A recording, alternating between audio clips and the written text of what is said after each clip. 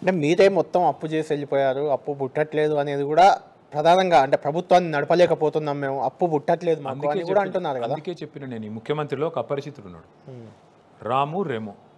రాము ఏమో బయట నాకు అప్పు పుడతలేదు నన్ను ఎవడు దేక్తలేడు అంటాడు. రెమోనేమో అసెంబ్లీకి వచ్చి 1,58,000 కోట్ల అప్పు చేసిన అని చెప్తాడు.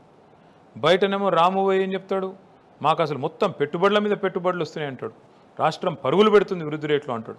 ఇక్కడికి వచ్చేమో 71,000 కోట్ల గాటా పడ్డది, ఏం చేయాలి నేను, రాష్ట్రం ఆదాయం పెరుగుతలేదు, సాధిస్తలేదు, నేను చేయలేకపోతున్నా అని ఇక్కడ అంటాడు.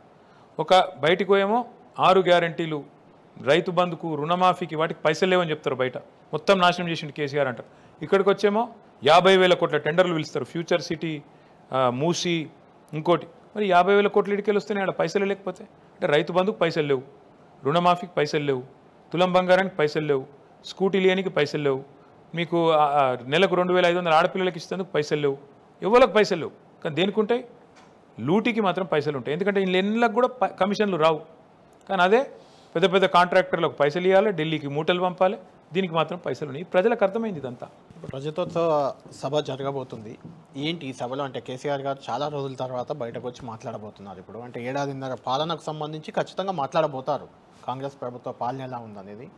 ప్రజలకు మీరు చెప్పేది కానీ చెప్పుకోవాలనుకునేది కానీ ఏముంది అనుకుంటున్నారు, ఏం చెప్తారు? ఏమీ లేదు, ప్రజలకు ముందు ధన్యవాదాలు చెప్పాలి మేము. ఎందుకంటే మాకు ఉద్యమంలో సహకరించినరు, తర్వాత 10 ఏళ్ళు అధికారంలో మేము ఉన్నాము కూర్చున్నామంటే దానికి కారణం ప్రజల దయ. మళ్ళీ ఇప్పుడు ప్రధాన ప్రతిపక్ష పాత్ర కూడా ప్రజల దయనే. లేకపోతే మమ్మల్ని కావాలంటే ఒక్క సీటు కూడా ఇవ్వకుండా ఓడియొచ్చు, మేము తప్పు చేస్తే మాకు ఒక్క సీటు కూడా రాకపోతుండే. కానీ 39 సీట్లు ఇచ్చినారు, మాకు 2 సార్లు అధికారం ఇచ్చినారు, వాళ్ళ ప్రధాన ప్రతిపక్ష పాత్ర ఇచ్చినారు. ముందుగా తెలంగాణ ప్రజలకు ఎప్పటికీ రుణపడి ఉంటాం, శాశ్వతంగా వారికి సేవ చేస్తూనే ఉంటాం. మాకు ఎంత శక్తి ఉంటే ఎంత శక్తి మేరకు పనిచేస్తాం. కానీ ప్రజలకు ఖచ్చితంగా చెప్తాం, కాంగ్రెసు బీజేపీ ఈ 2 పార్టీల దొంగ నాటకం. ఎట్లా ఒకరికొకరు సహకరించుకుంటూ, ఎట్లా ఒకరితోనొకరు కుమ్మక్కై ఈరోజు తెలంగాణ ప్రజల ప్రయోజనాలకు గండి కొడుతున్నారు చెప్తాం.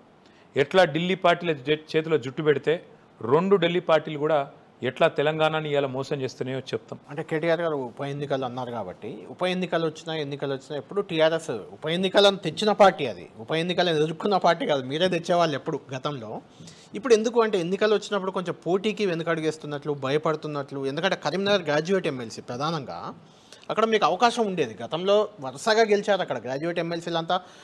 స్వామిగౌడు, నారదాస్ లక్ష్మణరావు, అంతకుముందు ఆర్ సత్యనారాయణ, అంతా మీరే గెలిచారు అక్కడ. వేరే పార్టీ జీవన్ రెడ్డి ఒక్కరు తప్ప అసలు అక్కడ ఎవరు గెలవాలి. అటువంటిది పోటీకి కూడా భయపడ్డారు మీరు. కరీంనగర్ జిల్లాలో మీరు ఎమ్మెల్యే, వర్కింగ్ ప్రెసిడెంట్ అక్కడ. చంద్రబాబు నాయుడు గారు పోయిన టర్మ్లో జగన్మోహన్ రెడ్డి గారు ముఖ్యమంత్రిగా ఉన్నప్పుడు ఒక దశలో లోకల్ బాడీ ఎన్నికల్లోనే పోటీ చేయను అని చెప్పినారు. చివరికి కార్యకర్తల ఒత్తిడితో లాస్ట్ నిలబడ్డారు. కుప్పంతో సహా అన్ని సీట్లలో కూడా ఓడిపోయారు.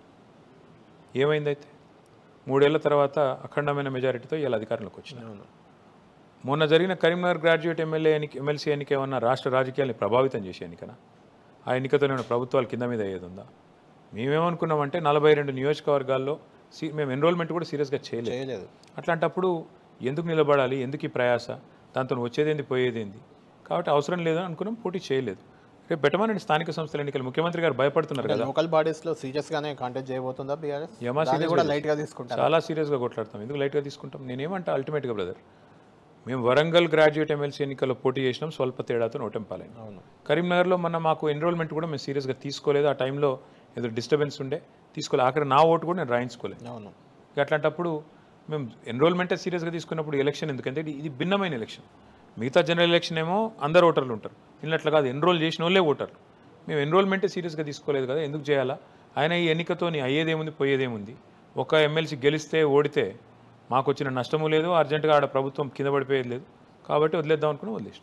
లాస్ట్ ఫైనల్ క్వశ్చన్ కేటీఆర్ గారు, కేసీఆర్ గారి కుర్చీ కోసం, అంటే కేసీఆర్ గారే ముఖ్యమంత్రి అని మీరు చాలా సందర్భాల్లో చెప్తున్నారు, అదే మీరు చెప్తున్నారు. అయితే మిగిలిన కాంగ్రెస్ పార్టీ నాయకులు కేసీఆర్ కుర్చీ కోసం ఆ కుటుంబ సభ్యులే, అంటే మీరు కానీ హరీష్ రావు గారు కానీ కవిత గారు కానీ, జనరల్గా మీరే ముగ్గురు కాబట్టి వాళ్ళే పోటీ పడుతున్నారు. కాంగ్రెస్ వాళ్ళకు పాపం పాలన చేతనైతే లేదు, సర్కారు నడిపొస్తలేదు, సర్కస్ నడుపుతున్నారు. సర్కస్లో కొన్ని కోతులు ఉంటాయి, కొన్ని ఏనుగులు ఉంటాయి, కొన్ని గుర్రాలు ఉంటాయి, కొన్ని గాడిదలు ఉంటాయి, ఏదో కూతలు కూస్తుంటాయి. వాటిని పట్టించుకోవాల్సిన అవసరం కానీ స్పందించాల్సిన అవసరం కానీ మాకు లేదు.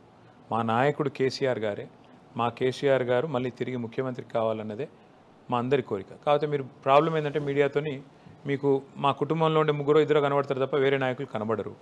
ఇక అది మీకు అట్లా తయారైన మీరు నేను చేయగలిగింది. అంటే కాంగ్రెస్ నాయకులు ప్రభుత్వం కాంగ్రెస్ నాయకులు అంటున్నారని మీరు చెప్పడం వాళ్ళకి అనవసరంగా డిగ్నిఫై చేయడం, దాన్ని మళ్ళీ మేము రెస్పాండ్ అవ్వడం, ఇది ఒక సర్క్యులర్ రాజకీయం నడవడం, ఇక అది మన కర్మ. థ్యాంక్ యూ కేటీఆర్ గారు. Thank you. మొత్తానికి కేసీఆర్